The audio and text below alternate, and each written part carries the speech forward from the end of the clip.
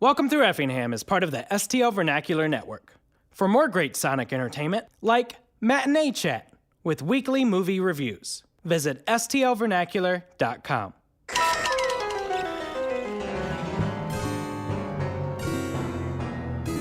Hello, this is Guy Cornish. On this week's episode of Welcome Thru Effingham, we have the Effing Interviews, Part 2. Why Part 2? Because we already did Part 1. Here are the interviews. Dew, is it? That's right. It's dew, just like Mountain Dew. Mr. Dew. I don't cause cancer, though. That's the thing. Really? It really is. They don't sell Mountain Dew in European countries. It's a fact. Oh, I was not aware of this. Oh, it's the yellow coloring. Interesting. Causes thyroid cancer. But I don't. That's great. Mr. Dew, there are rumors that you are somehow involved in what's going on with the mafia. Oh, that's probably just because I bury all those bodies in my wormhole. I'm sorry, you bury the bodies? Oh, yeah, a whole bunch of bodies. I just put them in there in my wormhole, and the worms have something to eat. They eat the bodies, and they eat the marshmallows. I have a few questions. Let's start with the marshmallows. Oh, that's just something sweet for them to get excited about. They can't just eat bodily fluids all day. That'd be gross. Oh, no. Okay. Do you understand that taking dead bodies is illegal? Well, now, let's not get technical here. Okay, Mommy and Daddy have been doing it for years, and I'm just continuing the family business, as I say. Yes, the family business. That seems to be a theme this season. Yeah. Their families all over the place. Why, the Johnsons are dentists, and the Gregorys are dentists, and the Smiths are dentists. It's a lot of dentists. Family businesses. Mrs. Chimmins, how are you doing? I'm doing quite well. How are you? I'm doing swimmingly. What do you make of everything that's been going on in our small town of Effingham? I think things have just started to get real exciting. Exciting? Yeah. Everyone's dying. There's so much action and adventure. It's almost like being back in Chicago. That's right. There are a lot of deaths in Chicago, aren't there? Every day. Interesting that you find death exciting. Finally something to report on. Yet, you haven't been able to report on any of it, I've noticed. Yet. But the fact is that there's a chance I could be reporting on it. And isn't that the exciting part? Is it? Isn't it? Next question. Oh, hi, Guy Cornish. What are you doing here? You tell me. You're the one who invited me. I don't believe I did, actually, Mr. Tommy Wiseau. We went through this all through season 1. This is the season. I'm the reason for the season. And I want to meet my friend Denny. Mr. Wiseau, I have no idea where Denny is. Did he get mixed up in drugs again? I have no idea. Oh, that Denny. Always trying to watch me have sex. Well, this is interesting. We usually don't get any phone calls during the interviews, but let's see where this takes us. Hello. Hi, I'm trying to sell a 97 Ford truck. It's got 171,000 miles on it. It runs like a charm. I believe you have the wrong number. Just trying to sell this Chevy. You sure you're not interested? I could have sworn you left this number on Craigslist. I have no use for a truck. Well, you at least want to stop by and check it out. It runs real nice. You can even take it for a test drive around. I don't believe I do. Oh. Mrs. Chimmins, you do investigative reporting. I sure do.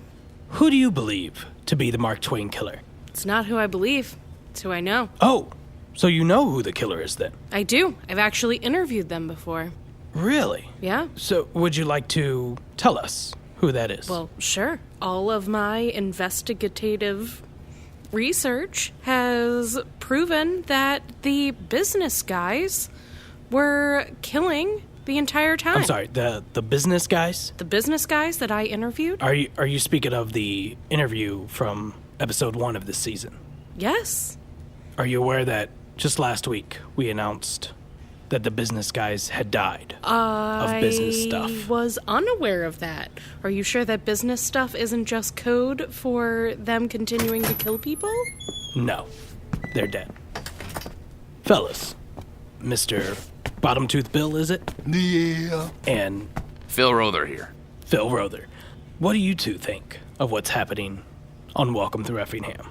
He just nodded at me and winked like I'm supposed to know what that means. I mean, we've got real no, position on it. We're just two old farts in a retirement home, so we're kind of out of it. Why are you winking at me? I don't know what I'm supposed to say. We're just we're up to nothing. We're gonna be eating some food here real soon. Am I supposed to agree with you or disagree? I don't... what are these signals? That all sounds very disingenuous. Oh, well... In fact, it makes me think that there is something going on with the two of you. Oh, nothing going on at all. We're just two old guys. Your eyebrows are really high right now. Just two old farts. Just hanging out. We're gonna go eat some mashable food. Real short. It felt threatening the way you said that. Are the rumors true that the two of you are former mob bosses? Oh, no. Whoa. No. We are about to get some potato. I know the answer to this one. Oh, well, we're just chow time. That was the... Chow time. That was the sound for chow time. We're gonna go... Just chow time. Gonna go No. eat some gravy. I believe that was just a door chime. This is all the time we got. I think they got mashed taters okay. this week. Ooh, how about that, Bill? That'd be real good. I'd like some steamed I carrots. think Nurse Sheila was saying they got steamed corn rind. Oh man, she's a saucy one with her steamed vegetables. Bill, you're a killer. It was at one point. Yep, you and I both. Yep. Real bad history of mutilating people. Yep, all comes around, goes around. I'm about to go down. Yeah, Get me some too. chow. I'm gonna eat myself some Jello that hasn't solidified. Would you like to With Jello. try to guess someone else as the Mark Twain killer? Well, it's Teddy from the antique store. I mean, think about his name. Teddy fell off a cliff. It sounds exactly like Mark Twain. Teddy. He's always trying to antique things. He antiqued himself. He became vintage when he jumped off a cliff. Before making everyone else vintage first. He was trend-setting and then trend-setted himself. People have died since his death. Big Daddy Butt Clutch. Dead. Caitlin Donovan. Also dead. Creepy Gene Dean talk show stalker guy? He choked on a taco. What? Gene Dean stalker? Is dead. Hey, Hello, Robert. I'm confused why your parents dropped you off here. this is where they drop me off every day. No, usually there isn't anybody here, so I get to play all by myself. Well, we're trying to have interviews here. Okay. Could you leave? Can I touch your mask? Would you like to say anything about your teacher, Mrs. Harriet, passing away? Oh. No, that's upset you. Yeah, I'm sorry.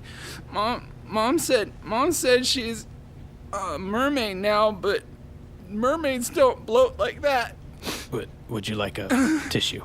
Yeah. Please don't.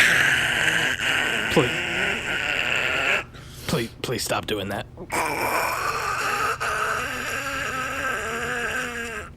Okay. Thanks. Yep. Here's $2 for the bus. Sweet.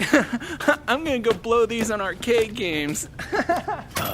Any other guesses, Mrs. Jimmins? I don't know why you keep calling them guesses, because I'm very certain that I've been correct each time Okay. I've told you who the Mark Twain killer is. So who else is it? Well, it's not who else it is 100% Kenneth. Dead. But he was in a conspiracy with his fish. His fish is the scapegoat for the murders. Now, are you going to tell me that his fish is dead? I don't think so. Kenneth's fish is dead. Jeff, you are the new vintage store owner. Are you not? Yeah, actually we call ourselves Anti now. Oh, that's right. I'm sorry. How do you feel about all the murders that are happening around? Did you know anyone? Well, I knew that they weren't customers. I thought the model for your store was to not have customers. Well, it's one of those underground ground places. It's so underground that it's above ground, in a metaphorical sense. So it's almost like your store is buried, Right, but buried down with customers. but also like in plain sight. Yes, but totally out of view. Interesting. You're the dentist's son. I'm a dentist's son. That's right. We have a lot of dentists. Why did you choose to be a store owner instead of going into the family business? Why would I want to spend my time fixing other people's problems? Okay. I mean, teeth. So what does your mother do? Oh, I don't want to talk about her. Okay. I'm sorry. Okay, let's change subjects. How do you feel Well, about I the have Mark stuff Twain to do, killer? okay? I can't just lie around like one of you bozos. This interview is over.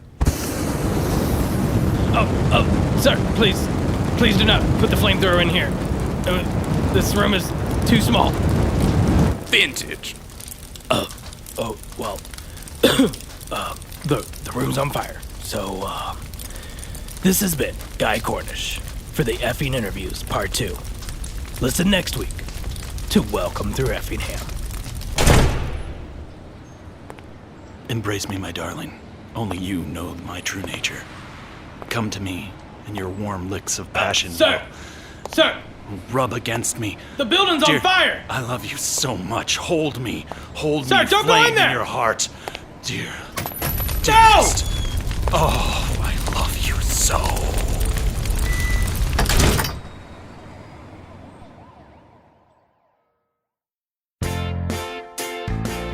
Welcome Thru Effingham is written by Sketchpad Comedy. You can comment on your favorite episode and ask us questions by visiting our website at welcomethrueffingham.com. Featured on today's episode was Shea Ballantine, Jason Flamm, Matt Martin, Nathan Maul, Kevin Strader, and Angela Smith. Welcome Thru Effingham is produced by Hugmonster Sound for STL Vernacular. For more great podcasts, visit stlvernacular.com.